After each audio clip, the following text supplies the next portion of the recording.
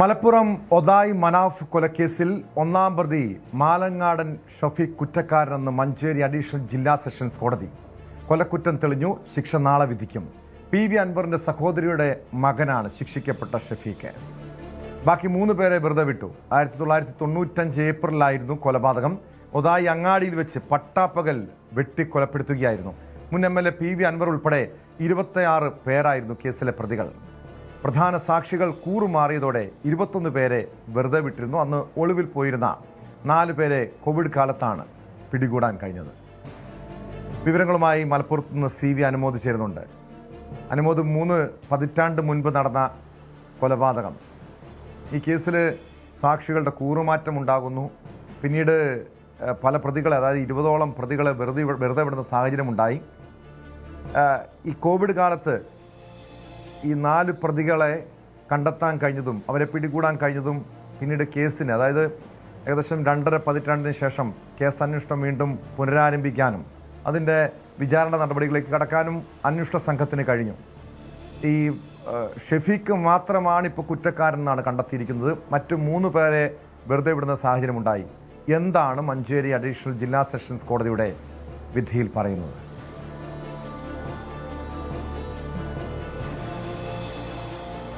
1995 April 13 ഈ ഒരു മനാഫ് വധം നടക്കുന്നത്. അദ്ദേഹം മനാഫ് യൂത്ത് ലീഗ് പ്രവർത്തകനായിരുന്നു. അദ്ദേഹവും അൻവറിൻ്റെ കുടുംബാംഗങ്ങളുമായിട്ട് ചില തർക്കങ്ങളുണ്ടാവുകയും അത് മനാഫിൻ്റെ ഓട്ടോറിക്ഷ തടഞ്ഞതുമായി ബന്ധപ്പെട്ട പ്രശ്നം വലുതാവുകയും അങ്ങനെ ഇവർ തമ്മിലുള്ള ഒരു വഴക്ക് കയ്യാങ്കളിയിലും അവസാനം കത്തിക്കുത്തിലെത്തുകയും മനാഫിനെ പട്ടാപ്പകൽ കുത്തിക്കൊല്ലുകയും ചെയ്യുന്ന സാഹചര്യമായിരുന്നു. അൻവർ അടക്കമുള്ളവരായിരുന്നു ഇതിൽ പ്രതികളുണ്ടായിരുന്നത്. അതിൽ 2009 അൻവർ അടക്കം 19 പേരെ ഈ കേസിൽ നിന്ന് വെറുതെ വിടുന്ന ഒരു സാഹചര്യം. അതായത് ഇതിൽ പ്രധാന സാക്ഷി കൂറുമാറിയതിനെ തുടർന്ന് ഇവരൊക്കെ തന്നെ കുറ്റവിമുക്തരായിരുന്നു. അപ്പോൾ 4 പേർ ഇതിൽ പിടിയിലാകാനുണ്ടായിരുന്നു. അതിൽ 1-ാം പ്രതിയായ മാലങ്ങാടൻ ഷഫീഖ്, 3-ാം പ്രതിയായ മാലങ്ങാടൻ ഷെരീഫ്, 2 പേരും അൻവറിൻ്റെ സഹോദരി പുത്രന്മാരാണ്. 17-ാം പ്രതി കോട്ടപ്പുറം മുനീബ്, 19-ാം പ്രതി മപ്രം കബീർ എന്ന ജാബിർ. ഈ 4 പേരെയായിരുന്നു പിടികൂടാനുണ്ടായിരുന്നത്. ഈ 4 പേരെ പിടികൂടാൻ വലിയ പരിശ്രമം പോലീസിൻ്റെ ഭാഗത്തു നിന്നും ഉണ്ടായിരുന്നു. ഈ കുടുംബം, മനാഫിൻ്റെ കുടുംബവും ഈ കേസിന് പിന്നാലെ കഴിഞ്ഞ 3 പതിറ്റാണ്ടുകളായി സഞ്ചരിച്ചുകൊണ്ടേയിരിക്കുകയായിരുന്നു. ഇവരെ പിടികൂടുവാൻ വേണ്ടി ഇന്റർപോളിൻ്റെ വരെ സഹായം തേടിയിട്ടാണ് അവരെ നാട്ടിലേക്ക്, വിദേശത്തായിരുന്ന അവരെ നാട്ടിലേക്ക് തിരിച്ചു കൊണ്ടുവന്നത്. അതിൽ തന്നെ ഏറ്റവും പ്രധാനപ്പെട്ട ഈ ഇപ്പോൾ ശിക്ഷിക്കപ്പെട്ട പ്രതി, അയാൾ ഏറ്റവും അവസാനം 2020 നാട്ടിലെത്തിയത്. ഈ കോവിഡിൻ്റെ സമയത്തായിരുന്നു അവരുടെ അറസ്റ്റ് രേഖപ്പെടുത്തിയത്. തുടർന്നാണ് വിചാരണ നടപടികൾ ആരംഭിച്ചത്. ഇതിൽ വിധിപ്പകർപ്പിൻ്റെ പൂർണ്ണരൂപം ലഭിച്ചിട്ടില്ല. ശിക്ഷാവിധി നാളെയാണ് വിധിക്കുക. ഈ 1-ാം പ്രതി കുത്തിക്കൊല്ലുന്നത് കോടതി ശിക്ഷയ്ക്ക് അല്ലെങ്കിൽ അംഗീകരിക്കുകയും തെളിയിക്കാൻ കഴിഞ്ഞുവെന്ന് അംഗീകരിക്കുകയും അതിനെ തുടർന്ന് അയാൾക്ക് എതിരെ ചുമത്തിയ 302 തെളിഞ്ഞിരിക്കുന്നു എന്നാണ് കോടതി വ്യക്തമാക്കിയിരിക്കുന്നത്. മറ്റ് 3 പ്രതികൾക്കെതിരെ തെളിവുകളുടെ അഭാവത്താലാണ് അവരെ വെറുതെ വിടുന്നത് എന്നാണ് പ്രാഥമികമായിട്ട് നമുക്ക് ഈ ഒരു വിധിയുടെ പിന്നാലെ കോടതിയിൽ നിന്ന് മനസ്സിലാക്കാൻ കഴിഞ്ഞ കാര്യം. അതായത് 3-ാം പ്രതി ഷെരീഫ്, മുനീബ്, കബീർ എന്ന ജാബിർ എന്നിവരെ വെറുതെ വിട്ടത് തെളിവുകളുടെ അഭാവത്താലാണ് എന്നാണ് ഇപ്പോൾ മനസ്സിലാക്കാൻ കഴിഞ്ഞിരിക്കുന്നത്. ഇതിൽ രാഷ്ട്രീയമായിട്ടും ഏറെ കുഴക്കം സൃഷ്ടിച്ചതാണ് PV അൻവർ MLA, മുൻ MLA. അനുമോദിലേക്ക് തിരികെ എത്താം. അനുമോദ്, അതിനു മുൻപ് ആ കുടുംബത്തിൻ്റെ, മനാഫിൻ്റെ കുടുംബത്തിൻ്റെ പ്രതികരണം ഒന്ന് കേൾക്കണം. കാരണം കഴിഞ്ഞ 30 വർഷത്തോളം നീതിക്ക് വേണ്ടി പോരാട്ടം നടത്തിയ കുടുംബമാണ്. പ്രത്യേകിച്ചും ഏറെ വൈകാരികമായിട്ടാണ് ഈ വിധി വന്ന ശേഷം ഒതായ് മനാഫിൻ്റെ പിതാവ് മാധ്യമങ്ങളോട് പ്രതികരിച്ചത്.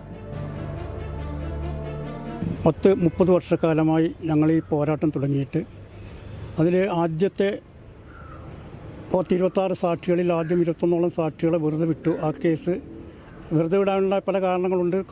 സാക്ഷികൾ കൂറുമാറിയെന്ന് മാത്രമല്ല, അന്നത്തെ പ്രോസിക്യൂഷൻ ഞങ്ങളെ ശരിക്കും വഞ്ചിക്കുകയാണ് ചെയ്തതെന്നൊരു ആരോപണം ഞങ്ങൾക്കുണ്ട്. അത് ഞങ്ങൾ പല വേദിയിലും പറഞ്ഞിട്ടുള്ളതാണ്. ഒരു കേസ് നടത്തി പരിചയമില്ലാത്തൊരു കുടുംബം എന്നുള്ളതിൽ, ഒരു കാര്യത്തിലും ആരുമായിട്ടും ഒരു വഴക്കിനോ വക്കാണത്തിനോ പോകാത്തൊരു കുടുംബം എന്നുള്ളതിൽ കേസുകളും കോടതികളൊക്കെ ഞങ്ങൾക്ക് പരിചിതമല്ലാത്തതിനാൽ ഞങ്ങൾ അഡ്വക്കേറ്റിനെ വിശ്വസിച്ചു അന്ന് ആ കേസ് അങ്ങനെ വെറുതെ വിട്ടു. എന്നിരുന്നാലും ഞങ്ങൾ നിരാശരായില്ല. ബാക്കിയുള്ള ഈ ഒളിവിൽ പോയ 10-25 വർഷക്കാലത്തോളം ദുബായിലും മറ്റുമായി ഒളിവിൽ കഴിഞ്ഞിരുന്ന ഈ 4 പ്രതികളെ അവരെ ഈ കോടതി മുമ്പാകെ ഹാജരാക്കുന്നതിലും കോടതിയിൽ എത്തിക്കുന്നതിലും ഒക്കെ ഞങ്ങൾ വളരെയേറെ പ്രയാസങ്ങൾ അനുഭവിച്ചിട്ടുണ്ട്. അതിൽ ഹൈക്കോടതി ഗവൺമെൻറ്റിൻ്റെ ഭാഗത്തു നിന്നും അല്ലെങ്കിൽ മറ്റുള്ള സഹായങ്ങളൊന്നും ഞങ്ങളെ സംബന്ധിച്ചുണ്ടായിട്ടുണ്ട്. ഈ PV അൻവർ മുൻ എം എൽ എ ആയ PV അൻവറിൻ്റെ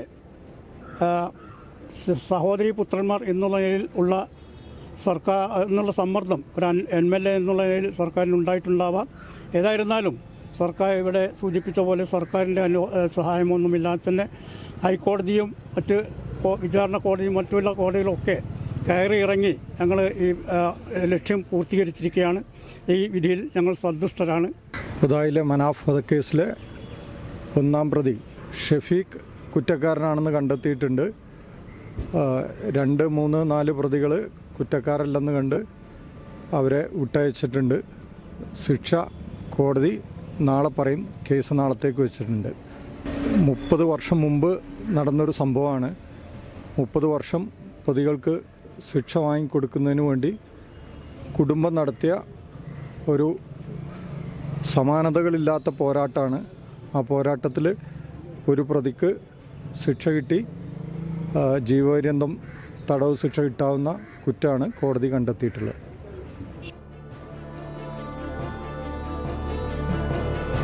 വീണ്ടും CV അനുമോദിലേക്ക്. അനുമോദ്, കഴിഞ്ഞ 30 വർഷത്തോളം ആ പിതാവ് നടത്തിയ നിയമ പോരാട്ടമാണ് ഒടുവിൽ വിജയം കണ്ടിരിക്കുന്നത്. മനാഫ് കുറ്റക്കാരനാണെന്ന് കണ്ടെത്തിയിരിക്കുന്നു, കൊലപാതകമാണെന്ന് തെളിഞ്ഞിരിക്കുന്നു. പക്ഷേ മറ്റ് 3 പ്രതികളെ വെറുതെ വിട്ടിട്ടുണ്ട്. ഈ കേസിലെ ആദ്യഘട്ടത്തിൽ PV അൻവർ ഉൾപ്പെടെ 26 പേർ പ്രതികളായിരുന്നു. ഈ കുടുംബം ഈ വിധിയിൽ തൃപ്തരാണോ?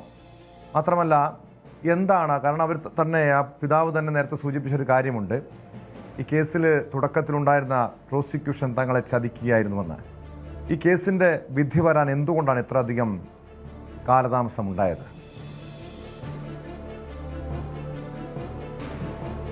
നമ്മൾ കേട്ടത് മനാഫിൻ്റെ സഹോദരൻ അബ്ദുൾ റസാഖിൻ്റെ വാക്കുകളാണ്. അദ്ദേഹമാണ് ഈ കേസിന് പിന്നാലെ ഇത്രയും കാലം ജീവിതത്തിൻ്റെ വലിയ ഒരു കാലയളവ് മാറ്റിവെച്ച് പോരാട്ടം നടത്തിയത്. PV അൻവർ MLA ആയിരുന്ന സമയത്തും അതുപോലെ നിലമ്പൂർ രാഷ്ട്രീയത്തിലേറെ സ്വാധീനമുള്ള സമയത്തുമൊക്കെ ഈ ഒരു കേസിൽ അതിൻ്റെ സ്വാധീനം ഉണ്ടായിട്ടുണ്ട് എന്നാണ് ഇവർ പറയുന്നത്.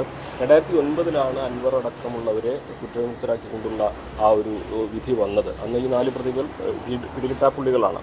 അന്നത്തെ പ്രോസിക്യൂഷൻ്റെ സഹായത്തോടെ ആ മുഖ്യ സാക്ഷിയെ കൂറുമാറ്റിയാണ് ഈ പ്രതികൾ കുറ്റവിമുക്തരായത് എന്നാണ് കുടുംബം പറയുന്നത്. അതായത് പ്രധാന സാക്ഷിയായതിനാൽ ഒന്നുകിൽ പണമോ മറ്റും വാങ്ങി സമ്മർദ്ദത്തിന് വഴങ്ങി, അതല്ലെങ്കിൽ ഭീഷണിക്ക് വഴങ്ങി, എന്താണെങ്കിലും അത് കേസിൽ നിർണായകമായിരുന്നു. ആ പ്രധാന സാക്ഷി കൂറുമാറിയതോടെ അൻവർ അടക്കമുള്ളവർ കേസിൽ കുറ്റവിമുക്തരാക്കപ്പെട്ടു. അതിനെതിരെ റസാഖിൻ്റെ ആ നിയമ പോരാട്ടം ഇപ്പോഴും തുടരുകയാണ്. ഹൈക്കോടതിയുടെ പരിഗണനയിലാണ് റസാഖ് സമർപ്പിച്ച റിവിഷൻ ഹർജി ഉള്ളത്. അതായത് അൻവർ അടക്കം കുറ്റവിമുക്തരാക്കിയ 21 പ്രതികളെ ശിക്ഷിക്കണമെന്നാവശ്യപ്പെട്ട് റസാഖ് നൽകിയ ഹർജി ഇപ്പോഴും ഹൈക്കോടതിയുടെ പരിഗണനയിലുണ്ട്. എന്ന് തന്നെയാണെങ്കിലും ഇതിൽ ഒരു ഏറ്റവും പ്രധാനപ്പെട്ട കാര്യം 1-ാം പ്രതി കുറ്റക്കാരനാണെന്ന് കണ്ടെത്തി എന്നുള്ളതാണ്. ബാക്കി 3 പേർക്കെതിരെ തെളിവുകളുടെ അഭാവമാണ് ഇപ്പോൾ ശിക്ഷ വിധിക്കുന്നതിന് അവരല്ലെങ്കിൽ ഇവരെ കുറ്റക്കാരനാണെന്ന് കണ്ടെത്താൻ കഴിയാത്തതിൻ്റെ കാരണമായി കോടതി നിരീക്ഷിക്കുന്നത്. വലിയ ഒരു കാലയളവ് 1995 മുതൽ 2025 വരെയൊക്കെ എത്തുമ്പോഴും വലിയൊരു ജീവിതത്തിൽ വലിയൊരു കാലയളവ് തന്നെ റസാഖ്, മനാഫിൻ്റെ സഹോദരൻ റസാഖ് ഈ കേസിന് വേണ്ടി മാറ്റിവെക്കുകയും ഈ നിയമ പോരാട്ടത്തിന് വേണ്ടി മുന്നിൽ നിൽക്കുകയും ചെയ്തു. പലപ്പോഴും അൻവറിനെതിരെ അൻവർ MLA ആയിരുന്ന സമയത്ത് ഈ കേസുമായി ബന്ധപ്പെട്ട ആരോപണങ്ങൾ വരുമ്പോൾ സ്വാഭാവികമായിട്ടും അവിടെ സർക്കാരിൻ്റെ സ്വാധീനമുണ്ടെന്ന ആരോപണമൊക്കെ ഉയർന്നിരുന്നു. അന്നത്തെ മുൻ പ്രോസിക്യൂഷനെതിരെ ആണ് അന്നത്തെ വലിയ തോതിൽ തന്നെ അൻവറിനെ രക്ഷപ്പെടുത്താനുള്ള നീക്കം നടന്നു എന്നുള്ള 2009 അദ്ദേഹം MLA ആയിട്ടില്ല, പക്ഷേ അദ്ദേഹം രാഷ്ട്രീയത്തിലുണ്ട്. അത്തരത്തിലുള്ള ആരോപണങ്ങളൊക്കെ ഉയർന്നിരുന്നു. അതാണെങ്കിലും കുടുംബത്തെ സംബന്ധിച്ച് ഒരു പ്രതി ഏറ്റവും പ്രധാനപ്പെട്ട 1-ാം പ്രതി തന്നെ ശിക്ഷിക്കപ്പെട്ടു എന്നത് അവരുടെ ഈ പോരാട്ടങ്ങൾക്ക്, ഇത്രയും കാലം നടത്തിയ പോരാട്ടങ്ങൾക്ക് കിട്ടുന്ന ഒരു വിജയമായിട്ട് കാണുന്നുണ്ട്. ഒപ്പം തന്നെ ബാക്കിയുള്ളവരെ ശിക്ഷിക്കാനുള്ള നടപടി അത് ഹൈക്കോടതിയുടെ ഭാഗത്തു നിന്ന് റിവിഷൻ ഹർജിയിലൂടെ നേടിയെടുക്കാവുന്ന പ്രതീക്ഷയുമാണ് അവർ പങ്കുവയ്ക്കുന്നത്.